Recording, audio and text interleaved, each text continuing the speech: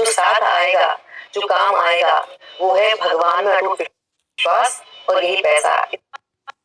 इस भरने के इस भरने इस भरने के बुरे वक्त में जो साथ आएगा, जो काम आएगा, वो है भगवान में अटूट विश्वास और यही पैसा। इसलिए स्किल्स पे काम करते रहे, स्मार्ट इन्वेस्टमेंट्स और सेविंग्स के बारे में सीखते रहे। दूसरा, ये जो आपके सो कॉल्ड फ्रेंड्स हैं जिनके साथ आप हार्ट और ये जो वी इमोजीज बना के और कैप्शन लिख रहे हैं फ्रेंड्स फॉरएवर, ये बुरे वक्त में काम नहीं आएंगे, इनकी कॉल्स नहीं उठेंगे।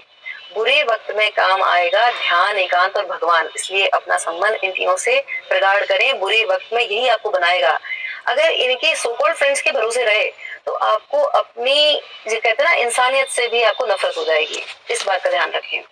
तीसरा है कि उधार बहुत सोच समझ के दें।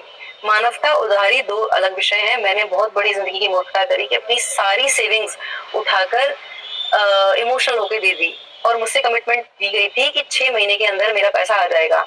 अब समय ये है कि 3 साल हो गए हैं, मेरे मैसेज को सीन किया जाता है, रिप्लाई नहीं मिलता है, कॉल्स करती हूँ तो इग्नोर कर दिया जाता है और मेरे सारे वीडियोस देखे जाते हैं।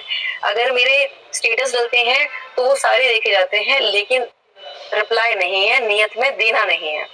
इसलिए उतना दे जिसे देकर आप भूल सकते हैं, वरना आपको रिश्तों से नफरत हो जाएगी। उसके बाद है कि नंबर 4 है कि रिश्तों को खुश करने के लिए नहीं, भगवान को खुश करने के लिए जिए। दोस्तों, मैंने मेरी लाइफ में अपना बहुत बेशकीमती प्रेशियस टाइम अपने उन सो कॉल्ड रिश्तेदारों को खुश करने के लिए किया जो मुझे जज करते थे, जो मुझे क्रिटिसाइज करते थे। मुझे लगता था इनको खुश करके मुझे जिंदगी में बहुत बड़ी कामयाबी मिल जाएगी। पर जब मैंने श्रीमद् भगवत गीता की टीचिंग को फॉलो करना शुरू किया और भगवान को प्रसन्न करने का प्रयास रखा, तब कहानी उल्टी हो गई। फिर ये मेरे रिश्तेदार ये चाहने लगे कि इनके बच्चों की काउंसलिंग मैं करूं और अब वो अपने बच्चों को ताना देते हैं कि दीप्ति से कुछ सीखो। लेकिन इन दोगले जो रिश्तेदार हैं उनके लिए एक शेर पढ़ना चाहूंगी कि मेरे बारे में कोई राय मत रखना, मेरा वक्त बदलेगा और आपकी राय बदल जाएगी। इसलिए भगवान को आधार बनाएं और भगवान को प्रसन्न रखने का प्रयास करें।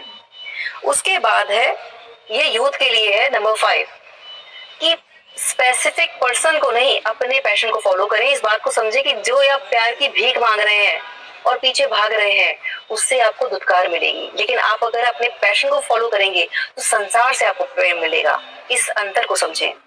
उसके बाद है नंबर 6 लक। हर व्यक्ति की जिंदगी में लक आता है, लेकिन लक काम कैसे करता है इसे समझना है। एक डेफिनेशन है जो बताती है कि luck is when preparation meets with opportunity. जब हम अपनी तैयारी को अवसर से जोड़ते हैं तब लक बनता है।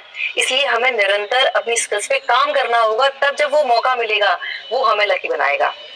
इसके बाद है नंबर 7, सही समय का वेट नहीं करें, इसी समय को सही बनाएं। जो लोग भगवान के भरोसे बैठते हैं वो भाग्य को दोष देते रहते हैं, लेकिन जो भगवान में विश्वास करके आगे बढ़ते हैं कामयाबी वही पाते हैं। उसके बाद है नंबर 8 कि अपनी कमियों पे काम करते रहे। दोस्तों, मैंने अपनी जिंदगी में बहुत बड़ी बेवकूफ़ी दी थी।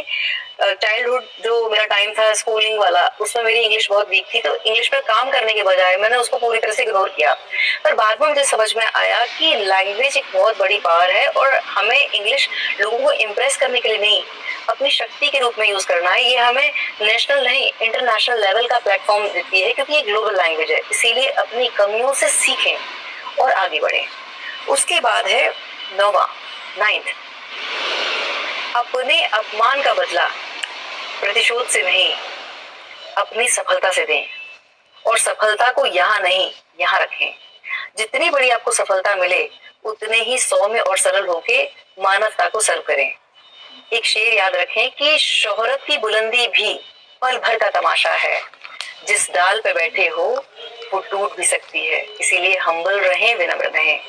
उसके बाद अंतिम और अहम नंबर 10, जीत की तैयारी रखें। मतलब आपका पासपोर्ट अगर रिन्यू होना है, आपका रिज्यूमे बनना है, प्रोफाइल बनना है, वो सब कुछ पहले से तैयारी रखें।